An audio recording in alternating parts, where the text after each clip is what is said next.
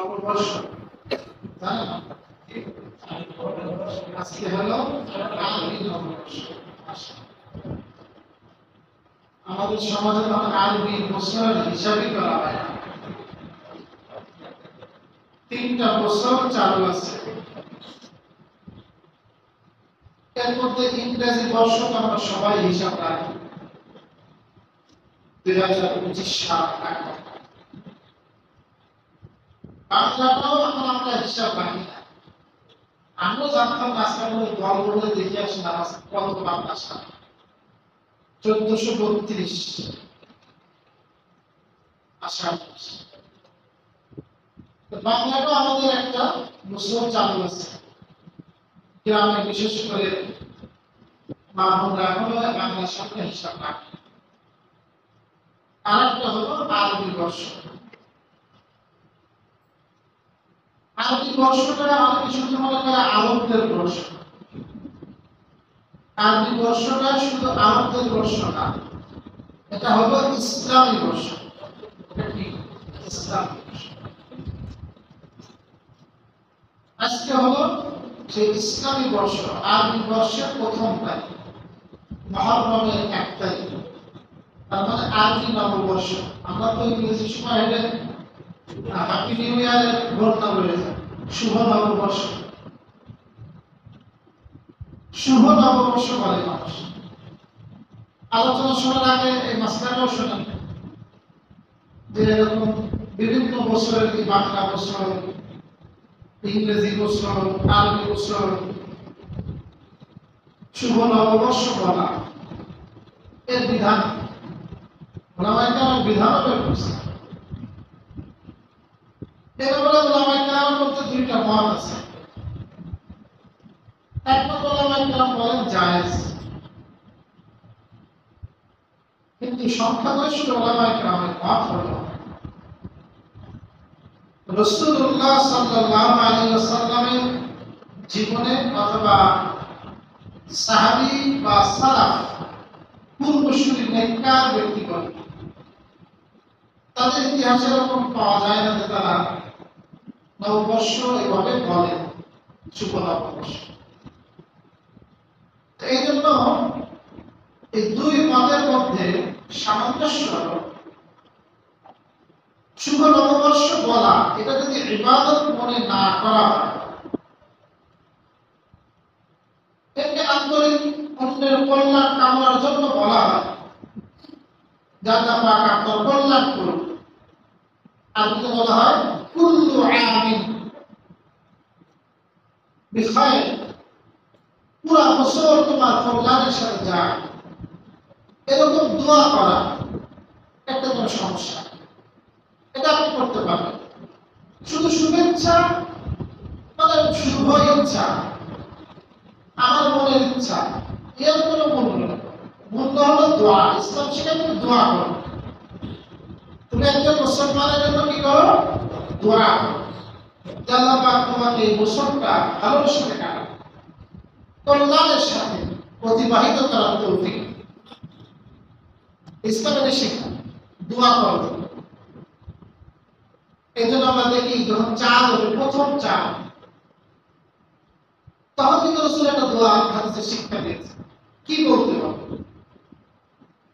আপনি মহাজনের চাঁদ দেখলে তখন কি বলতে হবে? চাঁদ দেখার দোয়া হলো আল্লাহুম্মা আহিল্লাহু আলাইনা বিল ইয়ুমনি ওয়াল ঈমান ওয়াস সালামাতি ওয়াল ইসলাম রাব্বি ওয়া রাব্বুকাল্লাহ। কত চমৎকার দোয়া শিক্ষা দিয়েছে রাসূল। রাসূল বলেন, হে আল্লাহ, তুমি এই চাঁদটাকে আমাদের উপরে উদিত করো বরকতের সাথে, ঈমানের সাথে, নিরাপত্তার সাথে, ইসলামের সাথে। আমি যেন ইসলামের মধ্যেই থাকতে পারি, নিরাপদে থাকতে পারি, শান্তিতে থাকতে পারি। ওজা তোর রব আর আমার রব আল্লাহ। তাদের রবকে আল্লাহ, আমার রব যে তাদের রব। এই হাদিসের মধ্যে শিক্ষা দেওয়া হয়েছে যে আপনি আল্লাহর কাছে কল্যাণ, বরকতের, নিরাপত্তা দোয়া করেন। এজন্য আমরা নতুন বর্ষ আসলে আমরা দোয়া করব আল্লাহ তাআলার জন্য এই গোটা বছর যখন কোনো নতুন কিছু আসে আবার পরিবর্তনের কামনা করি। নতুন আসলে মানুষ চায় পরিবর্তন হবে। তা এই পরিবর্তনটা যেন আমাদের কল্যাণের সাথে, নিরাপত্তার সাথে, ইসলামের সাথে, ঈমানের সাথে আল্লাহ পাক দান করেন। সকলে বলি আমিন। তা প্রিয় ভাই আমার, আজকে আরবি নববর্ষ। আরবি নববর্ষের হিসাবটা মূলত চন্দ্রবর্ষ, চাঁদের সাথে সম্পর্ক। আর ইংরেজি বছরটা মূলত সূর্যের সাথে সম্পর্ক।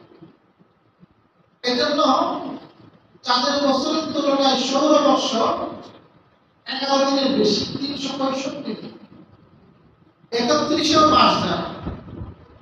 আর আরবি বছর হলো 31 নয়, 29 আর 30, 354 দিনে এক বছর।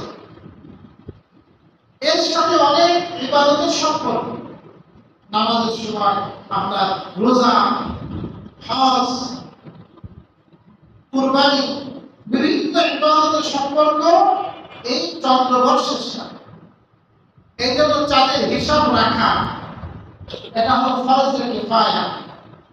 ফরজে মানে একদল ব্যক্তি রাখতে দায়িত্ব, অন্যদের আদায় হয়ে যাবে। কিন্তু হিসাবটা মোটামুটি ভাবে রাখা, একটু জানা এটা আমাদের জন্য খুবই দরকার। কোথা থেকে আসলো এই চন্দ্রবর্ষের সাথে, যেটাকে আমরা বলি হিজরি বছর। কি বছর? হিজরি। এর সাথে ইসলামের অনেক ইতিহাস জড়িত আছে। আজকে আমরা তো যে ইংরেজি বছর বলি, এটা মূলত ইংরেজি বছর না, এটা মূলত খ্রিস্ট বর্ষ। এটা মূলত কি বর্ষ? হযরত ঈসা আলাইহিস সালামের জন্মে 1600 বছর পরে, তার জন্মে 1600 বছর পরে পোপ অষ্টম গ্রেগরি ঈসা আলাইহিস সালামের জন্ম কত তারিখ, কোন বছর, ওইটা হিসাব করে ওখান থেকে সাল গণনা শুরু করছে। তাহলে হযরত ঈসার জন্মের কত বছর পরে? 1600 বছর পরে। এই জন্য যে শুরু করেছিল তার নাম গ্রেগরি। এই জন্য কিন্তু ইংরেজিতে বলা হলো গ্রেগরিয়ান ক্যালেন্ডার, গ্রেগরিয়ান। এবং এর সাথে তাদের অত্যন্ত বাতিল আকীদা আছে।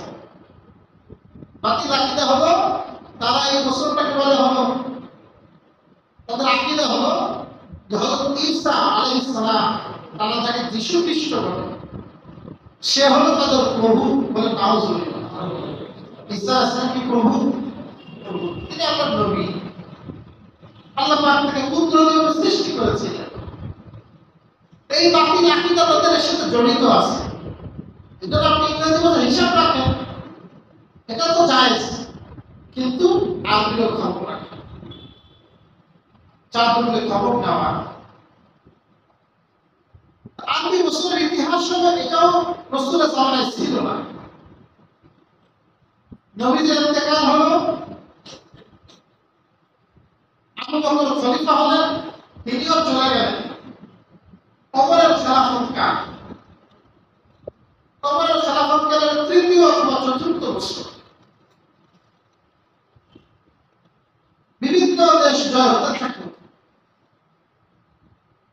বর্তমান ইরান, পারস্য বলা হয়, ওই জামানার কেসরা। নবীজির যুগের 2 পরাশক্তি ছিল, একটা নাম কেসরা, একটা নাম কায়সার। কায়সার হলো রোম, আর কেসরা হলো বর্তমান ইরান। বিশাল শক্তি হয়ে গেছে।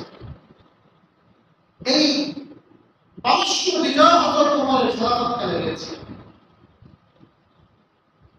ওমর ফারুক বিভিন্ন জায়গায় চিঠি লেখেন, তারিখ থাকে না। ব্যক্তিগত সাহাবী আবু মুসা আশআরী, উনি ওমরের কাছে চিঠি লিখলেন, খলিফা আপনি বিভিন্ন যে রাষ্ট্রীয় ফরমান দেন, সেখানে তারিখ না থাকার কারণে প্রশাসনিক বিভিন্ন জটিলতা দেখা দিচ্ছে। একটা তারিখ যদি আপনি প্রবর্তন করতেন খুব ভালো হতো। তখন আমরা ফারুক উপস্থিত সাহাবীদেরকে নিয়ে বসেন, পরামর্শ করেন কিভাবে সূচনা করা যায়। এক এক সাহাবী এক একটা মত দিলেন। দৃষ্টিভঙ্গি আসলে সকলের ভিন্ন ভিন্ন হয়, সবার দৃষ্টিভঙ্গি কিনা এক। কেউ কেউ বললেন নবীজির জন্ম তারিখ থেকে সূচনা করা হবে, বছরের গণনা। অনেক বললেন না, রাসূলের মৃত্যু তারিখ থেকে ঘোষণা শুরু করা হবে, বছরের গণনা। অনেকে বললেন নবীজি যখন নবুয়ত পাইছেন যে বছর, সেখান থেকে সূচনা হবে। হযরত আলী রাদিয়াল্লাহু তাআলা বললেন, আমার মত হলো নবীজি যদি মক্কা থেকে হিজরত করে মদিনায় গিয়েছেন,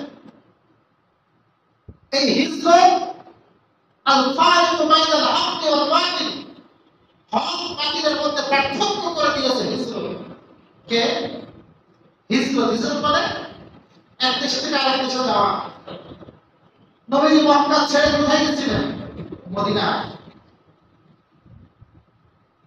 রাসূল কারীম সাল্লাল্লাহু আলাইহি ওয়াসাল্লাম নবুয়ত পেয়েছেন 40 বছর বয়সে, নবী হয়েছেন 40 বছর বয়সে।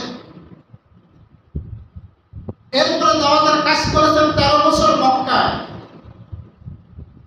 এই 13 বছর দাওয়াতকালে যত প্রকার নির্যাতন করা যায়, আবু জাহেলের নেতৃত্বে, উতবা, শাইবা, উকবা ইবনে মুঈদের নেতৃত্বে নবীজির উপর করা হয়েছে।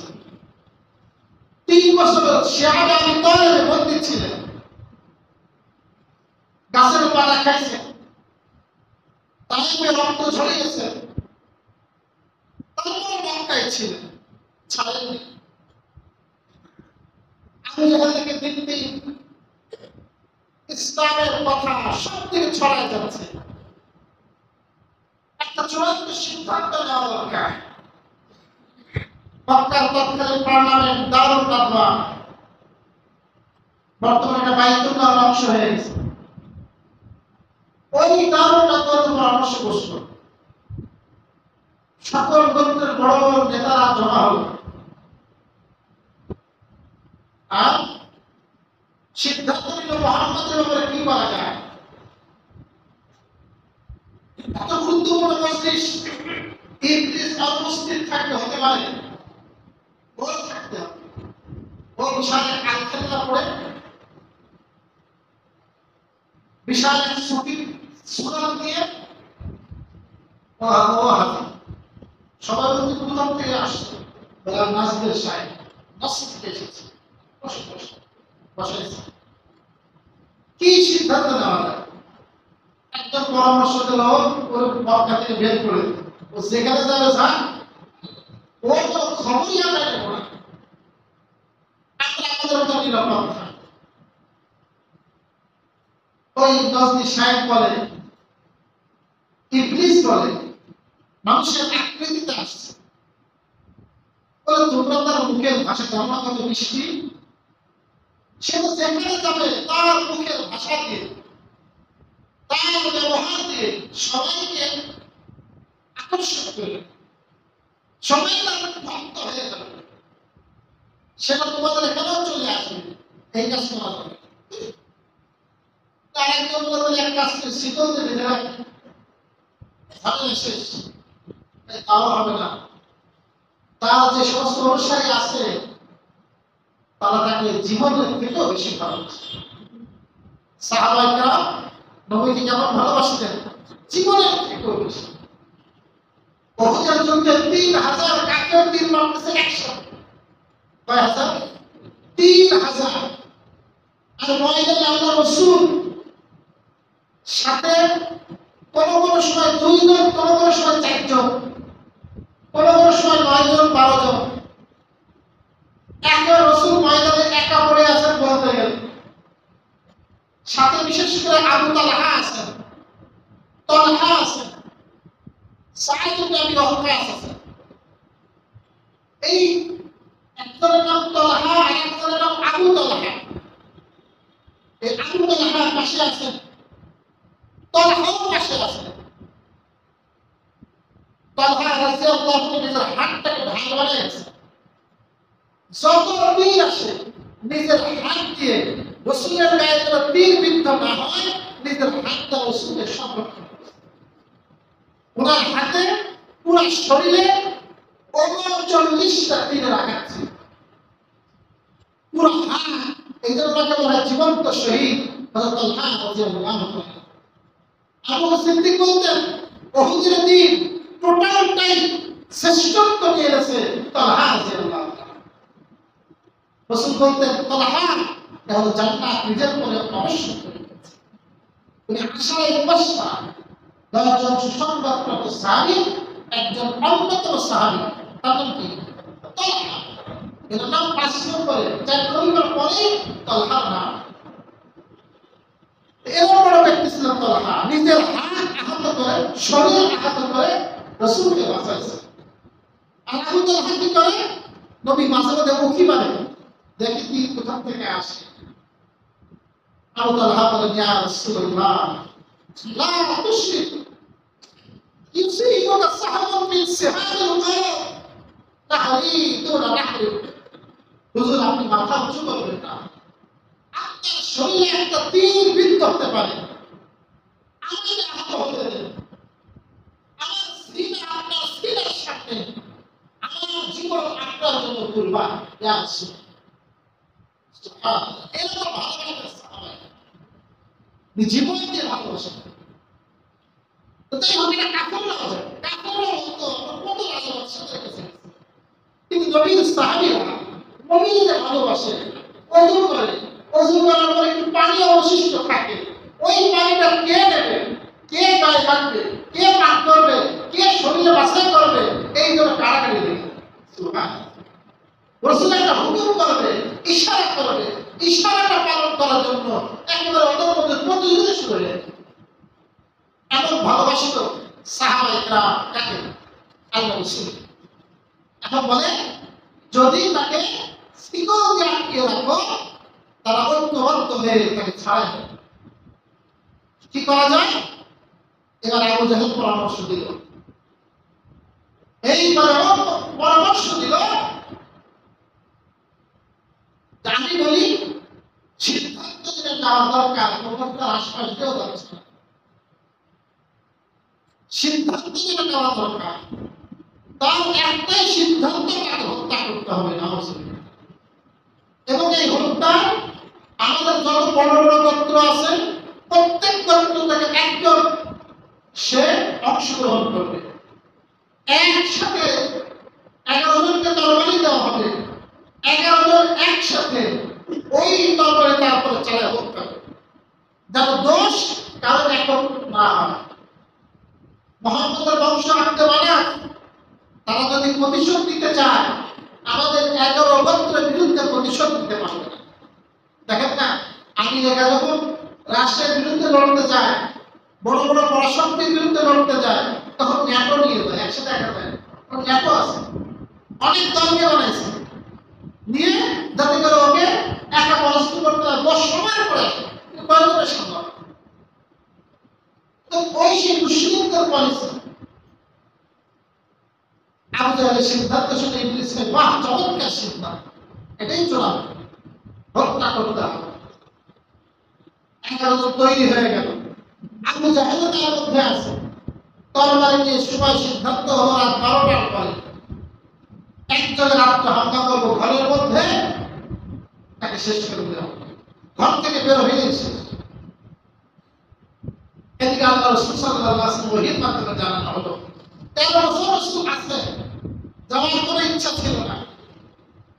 আল্লাহ হুকুম দিলেন, এখন আপনার মক্কায় থাকা চলবে না, আপনি এখন বাড়ি থেকে বের হয়ে চলে যান, মদিনায় যান, হিজরত করেন। রাসূলুল্লাহ সাল্লাল্লাহু আলাইহি ওয়াসাল্লাম আলীকে ডাকলেন। আলী ছিলেন অত্যন্ত সাহসী, বলেন আমার যে চাদরটা আছে সবুজ চাদর, এটা তুমি নাও, এইটা মুড়ি দিয়ে আমার বিছানায় শুয়ে থাক। আর নবীজির কাছে অনেকের মাল ছিল, গচ্ছিত, আমারও। মালগুলো বুঝাই দিলেন, এই মালগুলো অমুকরে দিয়ে দিলাম, এটা অমুকরে দিয়ে দিলাম। আমি চলে গেলাম, সময় সুযোগ মতো তুমিও চলে আসবা মদিনা। আল্লাহ রাসূল তাকে শোয়াই দিলেন আর ঘর থেকে বের হয়ে গেল। ওরা তো 11 জন তরবারিতে চতুর্পাশে ঘিরে আছে। নবীজির ঘর যারা গেছেন হজে উমরায় গেছেন ওখানে বাইতুল্লাহর পাশে লাইব্রেরি 11 জন ঘিরে রাখছে। কেমনে রাসূল বের হবে? কিন্তু আমার আল্লাহ কোরআনে বলে ওয়া কারু ওয়া মা কারাল্লাহ, তারা চক্রান্ত করে, আমার আল্লাহ কৌশল অবলম্বন করে। সুবহানাল্লাহ, আল্লাহর শ্রেষ্ঠ কৌশল। 2 বছরের অধিক সময় ধরে এই গাজার মুসলমানদেরকে মারতেছে।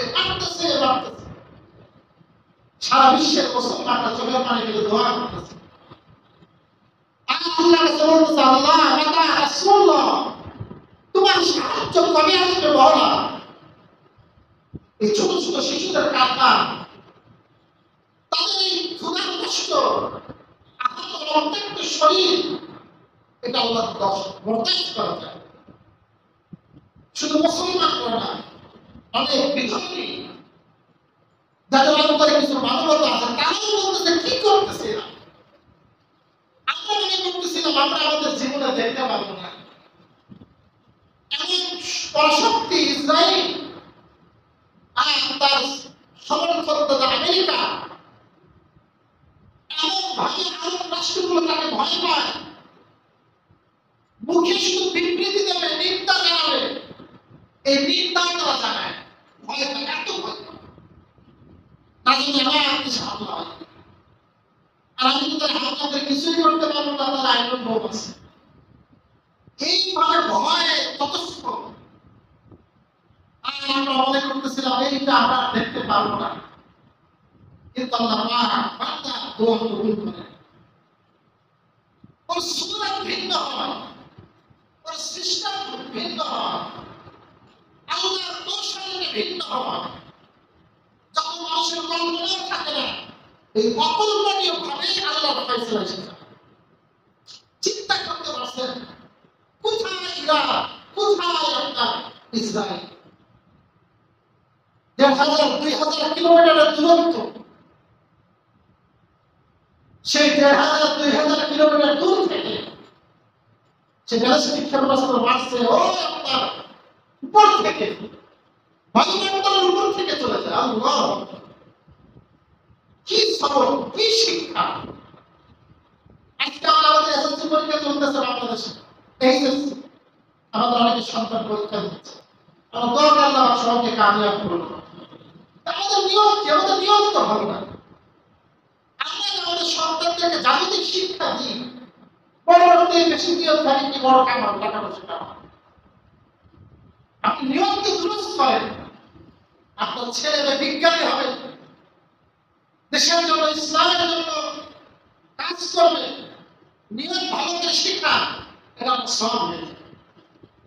আজকে আমাদের কোনো মিসাইল নাই, বলতে গেলে নাই, যা আছে কিনা খরিদ করা, নিজেরা পত্রপত্রিকা এগুলো আমরা দেখি না। আজকে আল্লাহ ভালো লাগে যে নিজেরা তৈরি করবে, ইরান যেমন তৈরি করেছে 45 বছর তারা সারা বিশ্ব থেকে শিখল বয়কটের মধ্যে, তারপরে তারা না খেয়ে তৈরি করছে। আমাদের কিচ্ছু নাই, কিছু একটা হামলা হইলে আমাদের খুঁজে পাওয়া যায়, কোনো প্রতিরক্ষা ব্যবস্থা নাই, আমার আক্রমণ করবো সেটাও আমাদের কিছুই। এই জন্য আমাদের সন্তানদেরকে এগুলো আমাদের শিক্ষা দিব, তাহলে এক একটা কাজ করবে, ভালো নিয়ম থাকবে, ডাক্তার বলে ভালো নিয়ম থাকবে, জনগণের খেয়াল করবে, মুসলিম উম্মার উপকার করবে। নিয়ন্ত্রণ গুলো যদি আপনার নিয়ম ভালো থাকে, আপনার জাগতিক শিক্ষা আপনার আখেরাতের নাজাতের জুড়ে হতে পারে, নিয়ম যদি ভালো। আল্লাহু আকবার কাবীরা, যেটা বলতেছিলাম, আল্লাহ ধরলে এখন ছড়ি আসে মাঝে মধ্যে বুঝা যায় না এটা কি গাজার ছড়ি না এটা তেলাওয়ার ছড়ি। দেখছেন না আপনারা? আল্লাহ সারা তেলাওয়ার হয়তো ধ্বংস হয়নি, তাও তারা বলতেছে, অনেক মার্কিন জেনারেলরা বলতেছে ক্ষতির চিত্র পত্রপত্রিকা যেটা আসছে, আসলে তার মাত্রা তার থেকে বহুগুণ বেশি। 3/1 ইসরায়েল ক্ষতির মধ্যে পৌঁছে গেছে। আর কয়েকদিন যুদ্ধ চললে ওর অস্তিত্ব থাকবে। আমরা বিশ্বের মুসলমানদের সহযোগিতা কাম করি। আমরা আশা করি আল্লাহর কাছে দোয়া করি, আল্লাহ আমাদের থেকে তাদেরকে হিম্মত দিন, সাহস দিন, না আমরা যদি এক হই আমাদের তারা হারাতে পারবে। কেউ যদি মৃত্যুর জন্য প্রস্তুত হয় তাকে কেউ পরাজিত করতে পারে, তার হারার কিছু নাই। আর সে বাঁচার চেষ্টা করবে সে বাঁচতে পারবে। এটাই ইসলামের শিক্ষা, পৃথিবীর শিক্ষা। আল্লাহ রাসূল সাল্লাল্লাহু আলাইহি ওয়াসাল্লাম আল্লাহ পাক বললেন, আমিও পরিসর অবলম্বন করলাম। নবীজি এক মুষ্টি মাটি নিলেন আর সূরা ইয়াসিনের ওই আয়াত বিখ্যাত আয়াত তেলাওয়াত করতেছিলেন। وجعلنا من بين أيديهم سدا ومن خلفهم سدا فأغشيناهم فهم لا يبصرون। আল্লাহ বলেন, আমি আল্লাহ তাদের সামনে এবং তাদের পিছনে পর্দা সৃষ্টি করে দিলাম, তাদেরকে ঘিরে ধরলাম, আর ফলে তারা কিছুই দেখতে দিল। রাসূল আয়াত পড়ে ওই এক মুষ্টি মাটি নিয়ে এইভাবে মেরে দিয়েছেন। প্রত্যেকটা কাফের যারা উপস্থিত ছিল সাময়িক অন্ধ হয়ে গেছে, চোখে আর কিছু দেখে না। আল্লাহ রাসূল সাল্লাল্লাহু আলাইহি ওয়াসাল্লাম সামনে দিয়ে চলে গেছে, একেবারে ওদের সামনে দিয়ে চলে গেছে, সোজা আবু বকরের বাড়িতে গেছে। আবু বকরকে নিয়ে মক্কা থেকে মদিনা হলো উত্তর দিকে। মদিনা কোন দিকে? এই যে আমরা দিকে নামাজ পড়ি না, মদিনা হলো ওই উত্তর দিকে। রাসূল চিন্তা করলেন উত্তর দিকে যদি যায় ওদের টার্গেট মদিনার দিকে যাবে। রাসূল উল্টো পথ ধরলেন, মদিনায় যাবেন, উল্টো পথ ধরলেন। উল্টো পথ ধরে কিছু দূর যাওয়ার পরে গায়ে সুর, মক্কা থেকে 5 মাইল দূরে বিশাল পাহাড়, ওখানে উঠা বড় কষ্টসাধ্য পাথর। রাসূলুল্লাহ সাল্লাল্লাহু আলাইহি ওয়াসাল্লাম পাহাড়ে উঠে আরোহণ শুরু করলেন এবং মক্কার লোকেরা পায়ের ছাপ চিনত। এই জন্য বুঝতে না রাসূল পায়ে ঘোড়ালে দিয়ে উঠতেছিলেন। রাসূলের পা পাথরে রক্তাক্ত হয়ে যায়, আহত হয়ে যায়। মাঝে মধ্যে আবু বকর কাঁধে নিয়ে রাসূলকে উপরে উঠছে, একেবারে চূড়ায় চলে গেছে। এক পথিক ওই 11 জনকে বলতেছে, এ তোমরা কি দাঁড়ায় আছো কেন? বলে মুহাম্মাদের অপেক্ষায় আছি, বেরোলেই পারবে। বলে সে তো না, সে তো চলে গেছে। এটা তুমি মিথ্যা বলছো। ওর উকি মেরে দেখে চাদর মুড়িতে লোক শুয়ে আছে, ভিতরে আছে। সকালে লোক অপেক্ষা করছে, সকালেও বের হয় না, দেখে বের হয়ে আসছে হযরত আলী রাদিয়াল্লাহু আনহু। এই বাবার জিজ্ঞাসা করছে, বলে আমি জানি না। মক্কা বাইতুল্লাহ সামনে বহুত কিছু নাজমাল করছে, আমি বলছিলাম জানি। চলে গেছে আবু বকরের কাছে বাড়িতে, দেখে আবু বকর নাই, তাদের বন্ধু করবে আসমা দরজা খুলছেন। বলে আব্বা কই? আবু জাহেল বলে জানি না। এমন করে খাওয়া করছেন আসমাকে, ওনার কানে যে দুল ছিল দুলটা খুলে পড়ে গেছে, এত করে খাওয়া হচ্ছে। এবার ঘোষণা করছে যদি কেউ মুহাম্মদকে বা তার বন্ধু আবু বকরকে, দুইজনের যেমন একজনকে জীবিত অথবা মৃত ধরে আনতে পারে 100 কোটি পুরস্কার দেওয়া হবে। সব লোকজন ছড়ে গেছে। আল্লাহ রাসূল সাল্লাল্লাহু আলাইহি ওয়াসাল্লাম ওই গায়ে সওয়ার 3 দিন ছিলেন। লম্বা ইতিহাস। 3 দিন থাকার পরে ওরা তন্ন করে খুঁজছে, পায় না। ওই পাহাড়ের চূড়া পর্যন্ত চলে গেছে। আবু বকর সিদ্দিক দেখে ওদের পা দেখা যায়, একেবারে চূড়ায় পা দেখা যায়। আবু বকর সিদ্দিক ভয় পেয়ে গেল, আমরা যে ধরা খেয়ে গেছি। আল্লাহ পাকের এই দৃশ্য ঘটনা আল্লাহর কোরআনে আছে। যখন দুইজন ছিলেন গুহায়, দুইজন না কে কে? আবু বকর রাসূল কারীম সাল্লাল্লাহু আলাইহি ওয়াসাল্লাম ভয় পাচ্ছিলেন, কিন্তু নবীজির ঈমান এত মজবুত ছিল, এত মজবুত ছিল। নবী বললেন, মা যান্নুকা বিইসনাইন, আল্লাহু সালিসুহুমা ওয়া আবু বকর, ওই দুইজন সম্পর্কে তোমার ধারণা কি? যার তৃতীয় জন হলেন স্বয়ং আল্লাহ। তৃতীয় জন কে? স্বয়ং আমাদের। শুধু এখানে দুইজন নয়, আল্লাহর সাহায্য আমাদের সাথে আছে, আল্লাহ আমাদের সাথে আছে, কিছুই করতে পারে। এই জন্য ওমর ফারুক বলতেন যে ওমর বলতেন, আবু বকর ভাই আমার যদি তার এক রাতের 3 রাতের আমল আমাকে দিয়ে দেয়, এই 3 দিনের আমল আমাকে দিয়ে দেয়, আমি ওমর আমার জীবনের সকল আমল আবু বকরকে দিতে তৈরি আছি। সুবহানাল্লাহ। গুহার মধ্যে আল্লাহ রাসূলকে যথেষ্ট রাখছিলেন। আল্লাহ রাসূলকে আবু সমস্ত গর্ত, পাহাড়ের মধ্যে বিষাক্ত সাপ থাকে, সব গর্ত দুর্বন্ধ করে দিয়েছে। 2টা গর্ত খোলা ছিল, কাকুরার নাই। কি করবেন? আল্লাহ সিদ্দিক গুহার মধ্যে ঢুকে গেছে। ছোট্ট গুহা, ওখানে একটা পাথর আছে, শোয়া মতো যায়, একদম চিপা মাথা ছিল, শুয়ে গেছে। আর 2 পা দিয়ে ওই 2 ছিদ্র বন্ধ করে দিয়েছে। আর রাসূল সাল্লাল্লাহু আসে, রাসূল ভিতরে ঢুকছেন, আবু বকর রানের পরে মাথা রেখেছে, ঘুমায় গেছে। ওই ছিদ্রের মধ্যে সাপ ছিল, ওনাকে দংশন করছে।